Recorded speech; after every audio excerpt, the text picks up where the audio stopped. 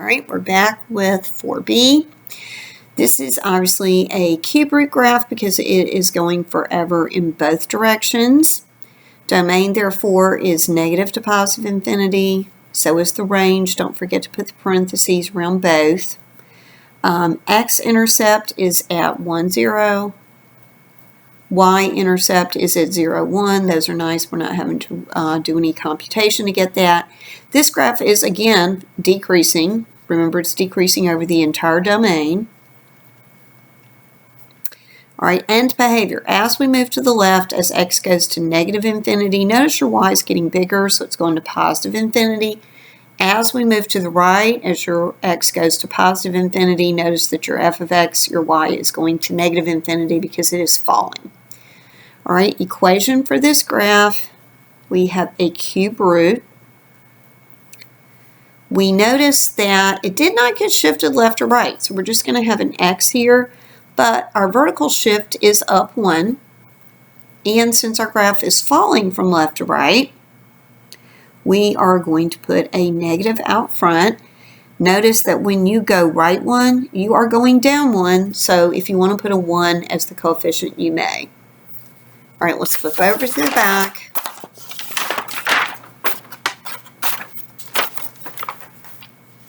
All right, next problem is C.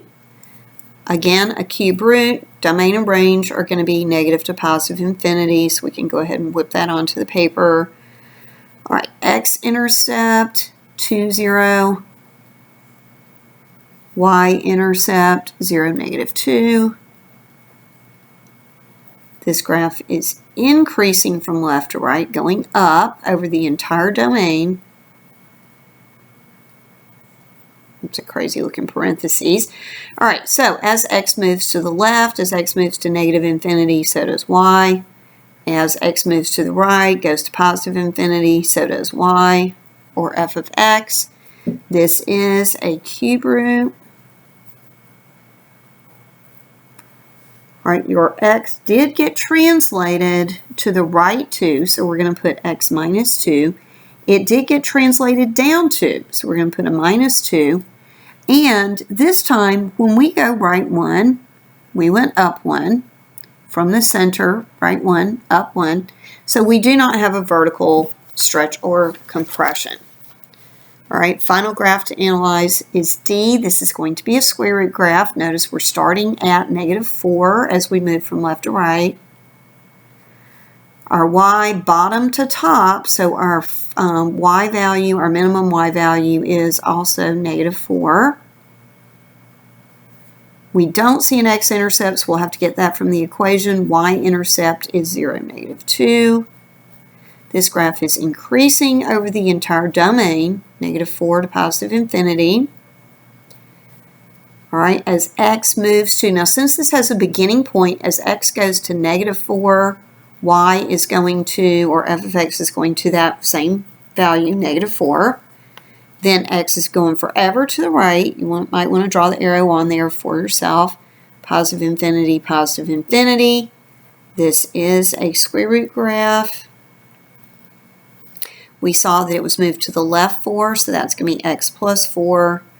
And since it has been moved down 4, we will have a vertical translation down 4. All right, when we move right 1, we've gone up 1, so there is no vertical stretch or shrink. So when we want to find our x-intercept, we're letting f of x or y be 0, square root of x plus 4 minus 4, so we're going to go ahead and solve that. 4 equals square root of x plus 4. We square both sides, square both sides. So we find out that x plus 4 is 16, and therefore our x-intercept is going to be at 12, 0. All right, sketch a picture that looks like each of the following. So for a square root function that is always increasing, I'm going to have mine start at 2, 1 and go up from left to right.